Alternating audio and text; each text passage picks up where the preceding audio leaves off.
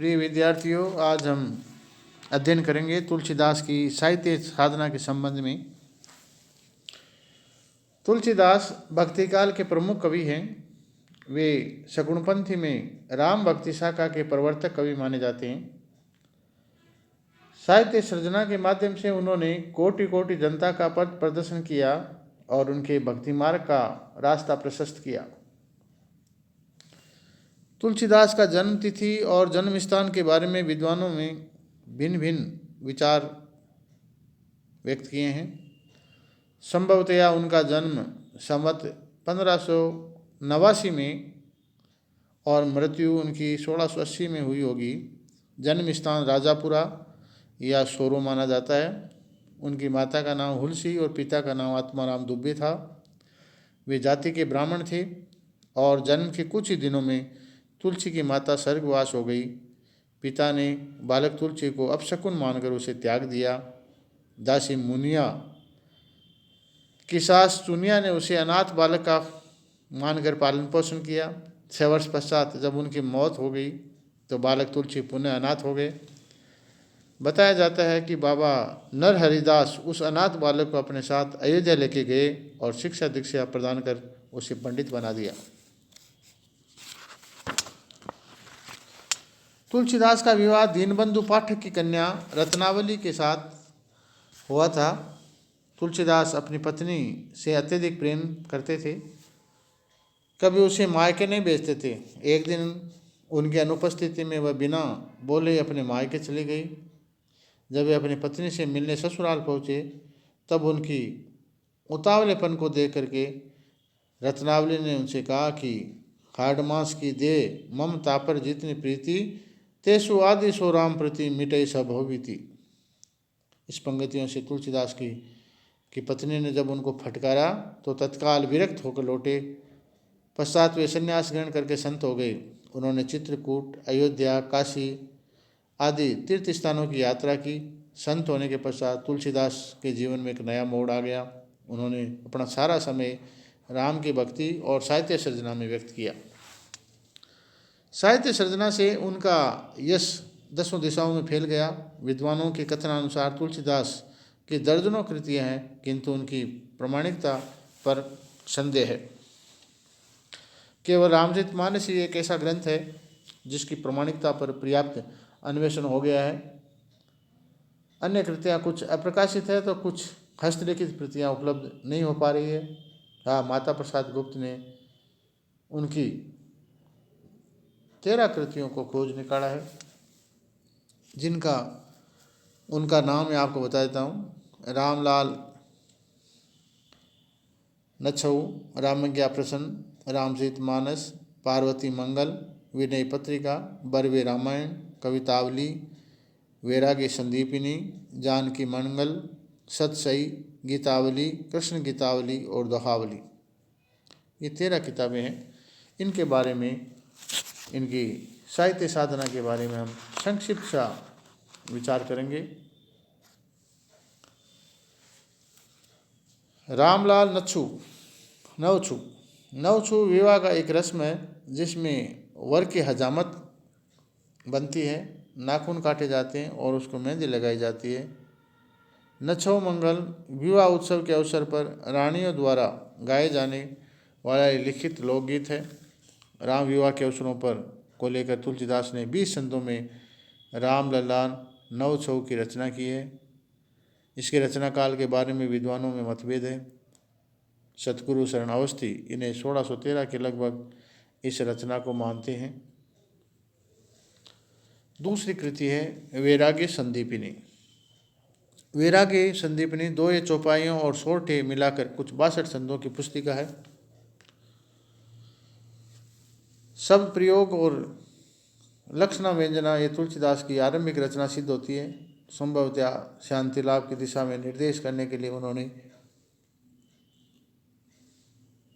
इस रचना को अंजाम दिया था। ये कृति में सतमत का समर्थन किए जाने से और उस समय की रचना प्रतीत होती है जब तुलसीदास का झुकाव संतमत की ओर अधिक रहा होगा। तीसरी उनकी कृति है रामज्ञा प्रश्न। रामज्ञा प्रश्न की रचना वैराग्य संदीपनी के पश्चात और श्री रामचरितमानस के पूर्व में मानी जाती है। जनकपुरी से अयोध्या के लिए बारात की वापसी के समय राम परशुराम मिलन के प्रसंग को अधिक महत्व दिया गया है। तुलसीदास की पूर्व रचनाओं की अपेक्षा इस कृति की भाषा शैली पर्याप्त विकास है। इसमें सप्त सर्ग है और प्रत्येक सर्ग में 7-7 सप्तक हैं। ग्रंथ के आरंभ में 2 मिलाकर के 7 सर्गों में कुछ 2 की संख्या 345 है। जानकी मंगल। जानकी मंगल में 192 मंगल और 24 अन्य छंद हैं। इस रचना में तुलसीदास ने जानकी के विवाह का वर्णन किया है। विशुद्ध अवधि में रचित यह कृति वाल्मीकि रामायण के आधार पर होने से इसकी कथा वस्तु मानस से कुछ भिन्न है। जानकी मंगल में फुलवाड़ी में राम सीता के प्रथम दर्शन का वर्णन नहीं है। इस रचना में जानकी राम के विवाह उपरांत विदाई के समय परशुराम आते हैं। ये मानस की पूर्व रचना प्रतीत होती है। 5वीं रचना के तौर पर हम देखें तो रामचरितमानस। रामचरितमानस तुलसीदास रचित एक महाकाव्य ही नहीं अपितु हिंदी भाषा के उच्च कोटि के 10 महाकाव्यों में से एक है। इसमें 7 कांड है। बालकांड, अयोध्या कांड, अरण्य कांड, किष्किंधा कांड, सुंदर कांड, लंका कांड और उत्तरकांड। नागरी प्रचारण सभा द्वारा प्रकाशित मानस के 27 श्लोक, 4647 चौपाइयाँ, 1193 दोहे, 87 सोरठे और 214, कुल मिलाकर के 6168 छंद है। बालकांड के आरंभ की स्वांत सुखाई तुलसी रघुनाथ गाथा पंक्ति से ये विदित होता है कि अपने निजी सुख संतोष के लिए तुलसीदास ने मानस की रचना की। आनंद कंद श्री राम की कथा का बखान किया है। फिर भी ये सर्वमान्य है कि तुलसीदास स्वांत सुखाई लोक हिताई है। मानस के आरंभ में कवि ने काव्य की रचना तिथि का भी निर्देश पंक्तियों में दिया है। मानस का रचना काल 1631 मंगलवार चैत्र सुदी नवमी का हुआ। विद्वानों का ये मत है कि अयोध्या में मानस की रचना शुरू में नई और बालकांड के पूर्व ये अयोध्या कांड की रचना हुई है। 6ठी रचना है उनकी तुलसी सतसई। स्वर्गीय पंडित सुधाकर द्विवेदी इस सतसई को तुलसीदास की रचना नहीं मानते। वे उसे गाजीपुर निवासी किसी कायस्थ तुलसी की रचना मानते हैं। सतसई में फारसी के शब्द प्रचुर मात्रा में प्रयोग में लाए गए हैं। संभवतया तुलसी की रचना मानने में संदेह रहा होगा। तुलसी फारसी अरबी भाषाओं के ज्ञाता थे। संभवतः उन्होंने अपने फारसी के ज्ञान की छटा दिखाने के लिए इस रचना को रचा होगा, ऐसा भी माना जा सकता है। 7वीं उनकी रचना है पार्वती मंगल। पार्वती मंगल यद्यपि 164 छंदों की एक छोटी सी तथापि एक सशक्त रचना है। उसमें कथा वस्तु शिव पार्वती का विवाह है। श्री रामनरेश त्रिपाठी के अनुसार मानस की छाया पार्वती मंगल में सर्वत्र विद्यमान है। स्त्री जगत के कल्याण हेतु और सती शिरोमणि पार्वती के आदर्श को घर घर पहुँचाने का तुलसीदास का महाकार्य इस रचना से संपन्न हुआ है। वह संवत 1643 की रचना मानी जाती है। गीतावली। गीतावली तुलसीदास की स्फुट गीतों का संग्रह है। मानस की तरह गीतावली में भी 7 कांड है। पदों की संख्या कुल 328 है। पदों में लालित्य की विशेषता है। रस भरे शब्दों को जोड़कर तुलसीदास के पदों को अधिक मधुर और गाए जाने योग्य बनाया है। मंजी हुई भाषा और भाव प्रवण से तुलसीदास ने अपनी अद्भुत काव्य कुशलता का परिचय दिया है। इसमें राम के वनगमन पर अयोध्या की मनोदशा का बड़ा ही करुण वर्णन है। श्री मानस में ही नहीं है, तुलसीदास के वनवास की कथा भी इसमें की गई है जो मानस में नहीं है। 9वीं रचना है श्री कृष्ण गीतावली। श्री कृष्ण गीतावली में श्री कृष्ण के चरित्र संबंधी 61 पद हैं। ये पद भिन्न भिन्न राग रागणियों में है। एक किंवदंती के अनुसार किसी वैष्णव भक्त के आग्रह पर तुलसीदास ने ब्रज भाषा में कृष्ण गीतावली की रचना की। कृष्ण गीतावली में कुछ पद सूरसागर में भी पाए जाते हैं। संभवतया सूरसागर के समान कृष्ण गीतावली में भी प्रक्षिप्त पद समाविष्ट हो गए, जिनका रचना काल 1643 और 1660 के मध्य माना जाता है। 10वीं तुलसीदास जी की रचना है विनय पत्रिका। मानस के बाद तुलसीदास की सबसे महत्वपूर्ण रचना विनय पत्रिका ही है। इस कृति में 279 पद है, जो अनेक राग रागणियों में विभक्त है। ये तुलसीदास की अंतिम कृति मानी जाती है। यही कारण है कि तुलसीदास के भाव, अनुभाव और कवित्व की यथेष्ट विकसित रूप संतुलित, सुबोध और सरल शब्दों में अंकित किया गया है।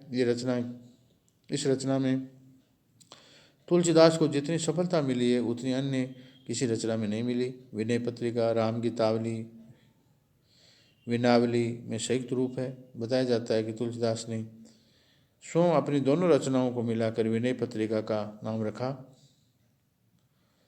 इनके प्रत्येक पद में मानव जीवन को कल्याण की ओर आकर्षित करने का प्रयास किया है। तुलसीदास हिंदी के एकमात्र ऐसे कवि हैं जिन्होंने लोकहित की प्रबल प्रेरणा दी है।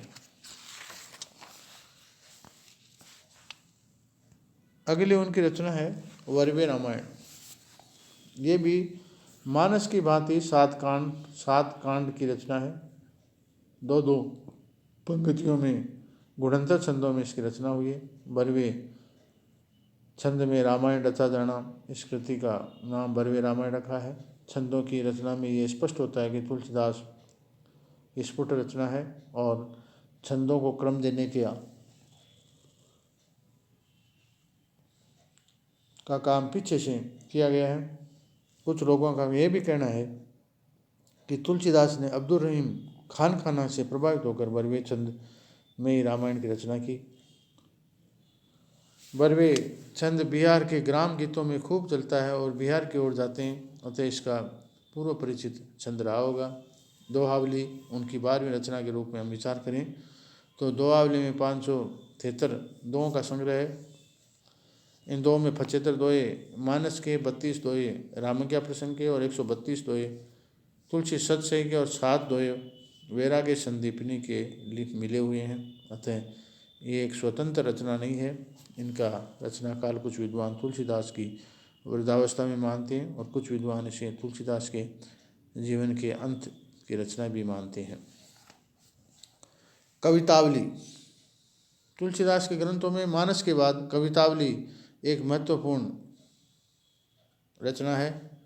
रस निष्पत्ति की दृष्टि से ये उच्च कोटि की कृति है, जिसमें गोस्वामी तुलसीदास की जीवनी और तत्कालीन अन्य घटनाओं का पर्याप्त प्रकाश मिलता है। राम के चरित्र रामचरित मानस जितना प्रमाणिक है, उतना ही तुलसीदास की जीवनी के लिए महत्वपूर्ण है। कवितावली 7 कांडों में रचित इस कृति में 369 छंद है। तुलसीदास की छात्रावस्था से लेकर इसके जीवन के संध्या तक की रचनाएं जो समय समय पर होती रही है, इस ग्रंथ में संग्रहित है। भाषा के तौर पर यदि हम देखें